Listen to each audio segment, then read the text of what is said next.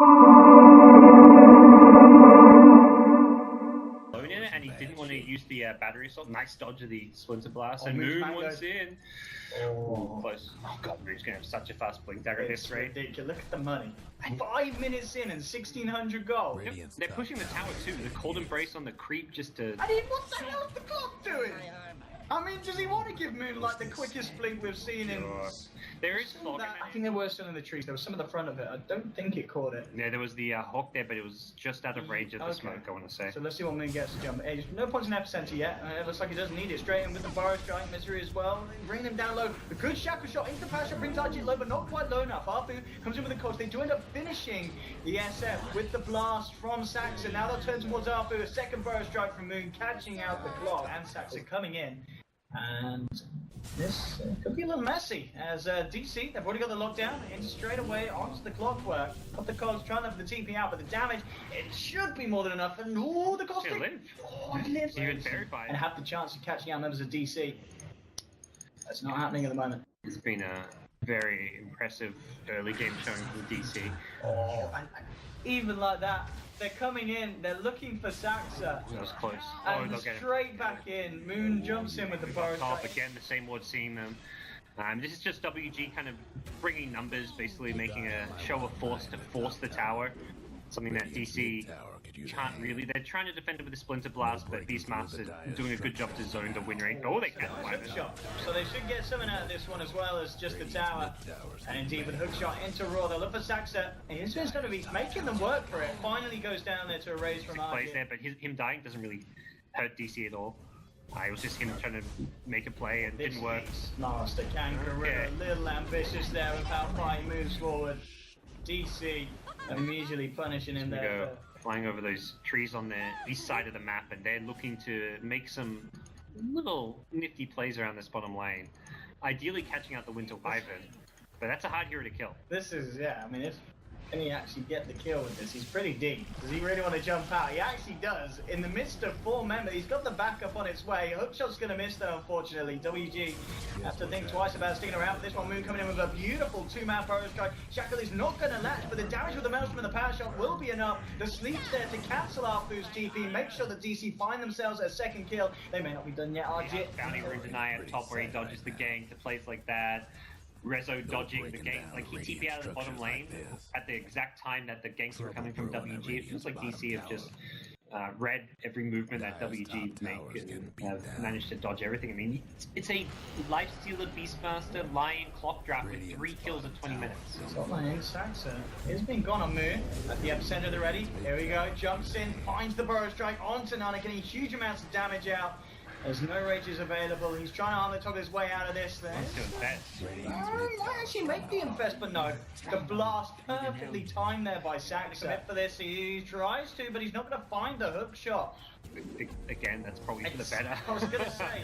I don't know how that would have went for Arfu and he's in a lot of trouble now. Power shot and last Maelstrom proc comes through and this blocks out. Nana could be in trouble as well. Saxa coming in from the sideline, laying down the slow onto this Lifestealer. Nana to pay up his life as well, and they're not done. Oh, no. Rezo's moving forward. They've got the song onto both the Shadow Fiend and the Lion. Moon and Resolution closing in onto X-Nova. On the backlines, We Are Saxa and Misery finish off. Oh, the Shadow Fiend. Fight into this team, even with the BKB pickup. That play around mid could have worked if DC won at Rush. If DC decided to defend that mid tier 1 tower, and if they'd gone there a bit faster, DC tries to defend it, you jump them, catch someone like the Winter Wyvern, you could win that fight through that smoke. But by the time they got there smoked up, DC were as 5 ready for it. They saw it coming. They had an Aegis themselves, so there was no real easy way to win the fight at that point. It's just been very, very impressive play from DC, obviously, with that first series of the day, going up against GFY having the win, and now here, looking to be pretty strong. Oh, he nearly survives. The Glimmer Cape resistant, not enough to save him at the end of the day, but Moon wants to go back in with the epicenter, jumps in, hits the stun onto one. Shackle's not going to latch, so Nana will survive with the finger. They'll actually be able to take down the clock. They'll take the tombstone as well. They may be able to even find more. We get the blink out. Arfu looking to chase down. We Are just turns around and steals the clockwork. So does We Are want to go for some sort of a play here? He may think about doing so. Shackle isn't going to latch, and that could put the end to what could have potentially been a nice little flashy play from him. He's linking forward. See if they can find Nana. So you get like a big DPS items when range is not hitting buildings.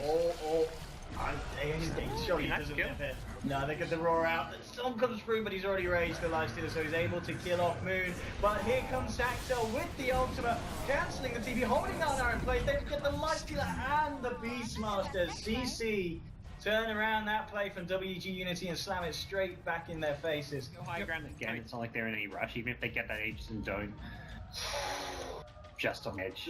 That must have been the last minute, so that was close. This is He gets him. Oh, hello.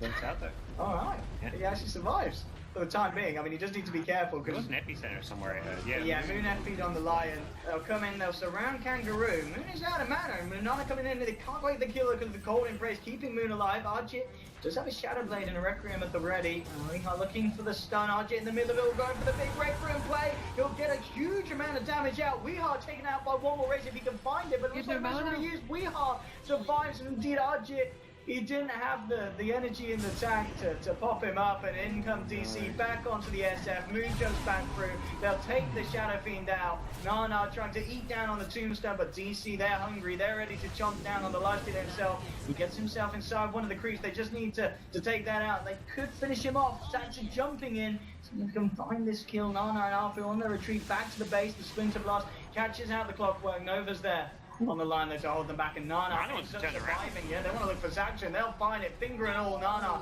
coming in for the last touch. We have in the high ground, so you can finish off Nana, but Nana survives, keeps himself alive there. Power shot's gonna miss, and through it all. The upper hand in a full-scale team fight. Overall net worth still leading by just over 15,000. Nana could be in trouble. They pinging him out. They know he's there.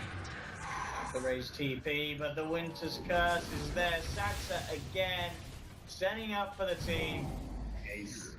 He's been where he needs to be every single time. This The one, bottom this is fight, showing that us how fight. scary a Wyvern still can be.